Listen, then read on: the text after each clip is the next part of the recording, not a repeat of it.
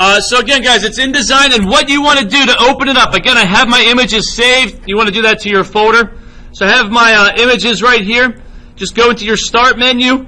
It probably won't be in the original Start menu. You want to go to your Programs. And again, I'm just going to go down to InDesign, not InCopy, InDesign here. All right, and that's going to load InDesign itself. Sometimes it takes longer than others to load. So it loads up here. All right, brings up this Start screen. What you're going to have with this Startup screen, you're going to have your recent documents listed out right here. All right, this is actually a financial document that I did a couple weeks ago for somebody. All right, you're going to have your recent documents listed. But for the first time, especially with you guys using your or using InDesign for the first time with your Notepad, you're not going to have anything listed here. And you just want to click on New. Okay? Now, when you do this, mine's a little different right now. Right now, mine says 8.5 by 11.5 inch margin. Yours are going to say wacky numbers. All right? Yours are going to have it set in picas, not in inches. So in order to see inch numbers, if I can say it that way, or length, what you need to do is go to Edit, all the way down to Preferences, and then Units and Increments. All right? Because it's going to be really, really hard to do all the conversions of 3.0 picas as margins and things along those lines. I want you to set yours to inches. And again, to do that, you go to Edit, all the way, the very last one is Preferences, Units and Increments. And once you click on that guy, it brings up a window, and it'll look like this. It'll say horizontal picas, verticals picas. All you have to do is make those inches vertical inches. All right? It's usually one of the very first things you want to do. Hit OK. Back to this screen, you can go File, New Document, or just click on New. And it brings up this section. All right? 8.5 by 11, again, that's the default. That's a measurement of a piece of paper.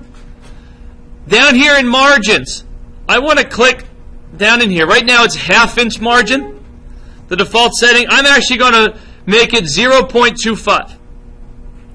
Make it 1/4 inch. And if you notice, the bottom, inside, and outside are still 0.5 inch. Right here in the middle, there's actually a chain link. And I want to click there and say I want them to be linked all together. When I change one, I want them all changed. In this case, it makes all of them 1/4 inch. Right? And I click OK. Brings up my window. What I see here, the white section is actually my paper, 8.5 by 11. This pink purple line, that's my margin, 1/4 inch from the edge. Now again, the notepads that we are designing and creating are going to be 4.25 by 5.5. 4.25 by 5.5. And I'm going to zoom in, again, the magnifying glass. I'm just going to click and zoom in so it's easier for you guys to see the rulers here, the inch increments. If our notepad's going to be 4.25 right here, down to 5.5, it's really hard to space and see out. What I want to do is actually drag some ruler guides out. These are lines that will keep the spacing but will not print. So in order to get the ruler guide, what I'm going to do inside my inch or inside my ruler here on the edge, I'm going to click and hold down. And notice when I held down, it goes from just being an arrow. I click and hold, now there's a slider arrow. It has arrows on both sides. I'm going to slide out to 4.25. All right? I can move it around. You see up here, up top, it measures in my ruler as well. So right at 4.25, I'm going to let go. It drops a blue line. Again, that's a ruler guide. It will not print. It just gives you a reference. Down here at 5.5, I'm going to click up on my ruler guide as well. Drag down here to 5.5. Again, let go. Now, right inside of here is my notepad. Okay. I will also suggest that you go out another 1/4 inch to make sure it's even on every side. All right. So everything inside of here is where I want to keep all my image areas. All right, inside of here as well. So now I have all the size and the spacing in between my notepads. What you want to do, if you want a text box, you want to write some text. I click on my type tool. I'm going to draw a box out depending how big your box is. I'm just going to put something at the top right now. And I'm going to click and I'm going to type in this case Penn State. All right. I'm just going to enlarge it here. All my font settings are up here. All right. And my different fonts are up here. If I click on the drop down menu, all right, I can pick the font that I want. Click on there. It'll change it for me. It puts it right there. All right. You can change that as many times as you want.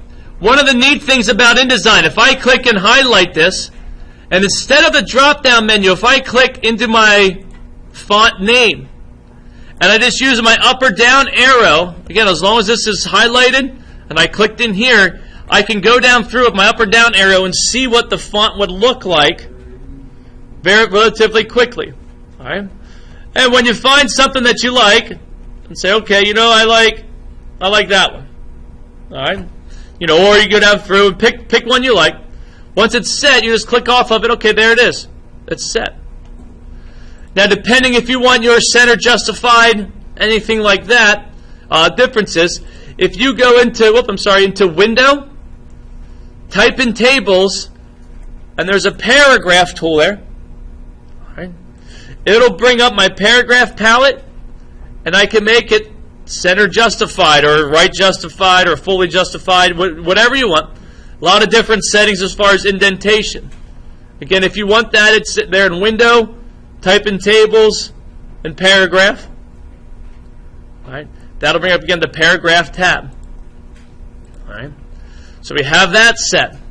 All right. Let me just get rid of this guy here on the side. And you can do different settings with that. Now, in order to get an image into InDesign, this is where it's different from Photoshop. Because Photoshop, you just do File, Open. In InDesign, we have to actually go down to File, Place. We want to place the picture in. All right? We want to File, Place. A lot of times people will say, Mr. Brown, my photos isn't opening up. It's because we're not placing it in. All right? And I'm going to select my image here. I want to click Open. All right, now you know it has a little thumbnail, if you would notice, and I move it around. It says, okay, where do I want to place it? I click, there it places it. And I say, okay, I actually want it to be down the bottom right of my notepad. And you can click and drag it around wherever you need to. All right, it'll do that for you, it'll snap it. But then we say, hey, this is a little big. I don't want it to be that big. I want to resize it. If I just click on the corner and try to resize it, notice how it cropped it. It didn't resize it, it just cropped the selection area. Right. In order to resize it, we have to hit down two buttons, and those two buttons are Shift and Control. So while Shift and Control is pushed, then we can resize it. All right, we get to the size you want or enlarge it. Again, if you just do it without the Shift and Control, it won't work. But again, Shift and Control, you can resize it. All right. Get to that size that you want. And then if you need to have an extra text box, you know, you can type in whatever you want. Again, change the font. You can move that around as you need to. All right, put it down there. You might want to put contact information. If you want to angle something, rotate, just click on the corner there to let you rotate as you want. All right, like that. So that's how you put those guys in. Now, some of you guys had lines. Right underneath the type tool, there's a line tool. Here's my line. I'm going to click and drag out. Now, a lot of times it's really hard to get a straight line. If I hold the Shift button down, it'll snap and make that line straight all on the 45-degree angles. So here's 0, there's 45, you know, here's another 0 or 90. Right? I click or I let go of the click, there's my line. I'm just going to copy and paste, put another line there. You see how it'll tell me it'll snap to all that stuff? That's really nice that the Creative Cloud does as well. It'll snap to some certain settings. All right.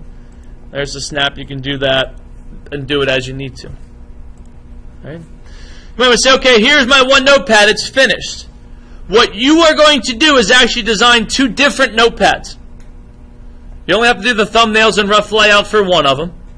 But on this one as well, I want you to design another notepad. All right. Can be on the same theme or the same focus or something totally different. I don't care. And I want to show you something else on this one. Some of your designs has it so it's faded into the background. They're going to color over top. I'm going to go File, Place again, find my image, and now what I can do, as I did with this one, I could click and I could resize by holding the Shift and Control, resize it, bring it back, all right, to where I want it to in the middle. You can do that. Another way, if you know ahead of time of the size restrictions or where you want to place the photo exactly, if I go File, Place, I select it again. What I can do, when I have that thumbnail there, I'm going to click and hold and draw the box that I want it to be placed in. And when I draw the box and I let go, it automatically snaps to that exact size. I don't have to resize it. Either or is fine. So I have that here. I can't let it at 100% because I won't be able to draw over top. I'm going to click so it's selected. And if I right-click on it and go right to Effects, all right, if I right-click on it, go to Effects, I want to go to Transparency. So I have the transparency there. Brings up a whole bunch of different options. Just make sure transparency is selected. It'll say opacity. To get something faded to the background, the very minimum you can be is 20%. I recommend still around 15, 16, 17, somewhere around in that area. And I hit OK, you're going to see the faded background. We still have that image there, but it's faded in the background. You can actually take notes over time. I'm going to tell you, it will look more faded on the computer screen. A lot of times students are like, wow, that's really, really light, and they'll make it 40%. But when you print it out, it looks darker when it's printed out than it does on the computer screen. Okay? So under 20% is what you need to have. And again, if you want to have text or fonts or anything, you just want to copy and paste, you can do that, or you can switch the font that you want, or to something totally different. That's perfectly acceptable. Okay? And you want to have 2 different notepads. When you print this out, you're going to check the spelling, you're going to check the layout, you're going to bring it up to me, we'll talk about it, we'll set it out. This is your this is your comprehensive step here. Okay?